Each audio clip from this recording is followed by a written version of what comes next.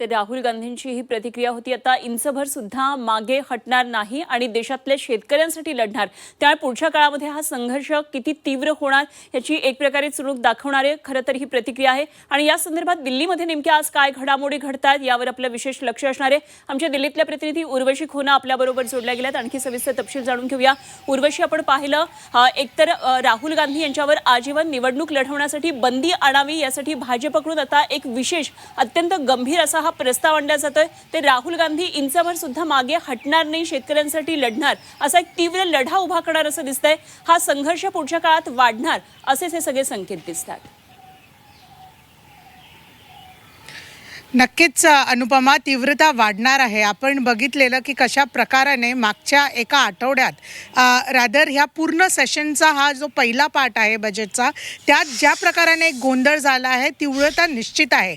12 फेब्रुवारीला जसं लोकसभा बसले तसं संसदेचं अधिवेशन जसं सुरू झालं तेव्हाच निशिकांत दुबे यांनी कुठे ना कुठे आवाज उचलून हे सांगितलं की राहुल गांधी यांच्यावरती ही रोक लावणं खूप गरजेचं आहे, आजीवन बंदी लावणं खूप गरजेचं आहे। इतकंच नव्हे तर त्यांनी हा असा सबस्टॅन्शियल प्रस्ताव जो आहे, म्हणजेच एक मूलभूत प्रस्ताव जो असतो, एक इंडिपेंडंट लेवलवर असतो, तो त्यांनी सादर केला आहे।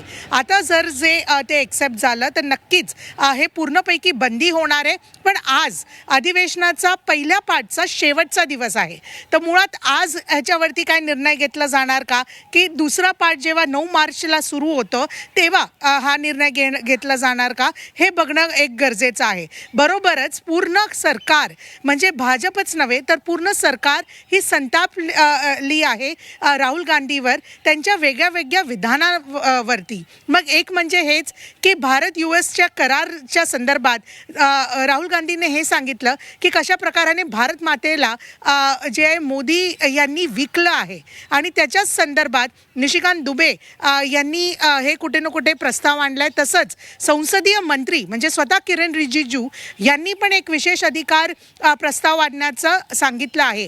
ते म्हणजे त्यांचं हे सांगणं आहे की एप्स्टेन फाईल्सच्या संदर्भात ज्या प्रकाराने राहुल गांधी यांचं विधान झालं आहे, हरदीप सिंग पुरी जे की एक केंद्रीय मंत्री आहेत, त्यांच्या विरोधात नोटीस न देता जे काही बोलले आहेत आणि जे एक विधान केलेलं की अनिल अंबानी हे तुरुंगास का नाही गेले आणि अनिल अंबानींना एप्स्टेन बरोबर कोणी भेट करून दिली, या सगळ्यांचं कुठे ना कुठे हरदीप सिंग पुरी हे जबाबदार आहेत। आणि हे जे विधान होतं त्यावरती पण सरकार संतापली आहे। किरण रिजिजूचं सांगणं हे आहे की पूर्ण संसदेचा एक जो मान असतो, एक गरिमा असते, ते न सांभाळता, ती प्रतिष्ठा न सांभाळता राहुल गांधीने हे सगळे विधान केलेत। पण तसंच प्रियांका गांधी यांनी सांगितलं आहे की 56 इंची छाती कोणाची आहे त्यांनी दाखवून दाखवावे आणि सगळे उत्तर द्यावे। उर्वशी, आपण पाहिला संसदेमध्ये जो सगळा गोंधळ झालाय, मात्र आता पुढे हा संघर्ष नेमका कसा जातोय हे बघणं खूप महत्त्वाचं ठरणार आहे। या दृष्टीने आज दिल्लीमध्ये काय नेमक्या घडामोडी घडतात हे बघणं खूप महत्त्वाचं ठरणार आहे। धन्यवाद उर्वशी, दिलेल्या सगळ्या सविस्तर माहितीसाठी। वेळोवेळी आणखी तपशील जाणून घेत राहू। तुर्तास धन्यवाद। उर्वशी खोना आमच्या प्रतिनिधी आपल्या बरोबर होत्या।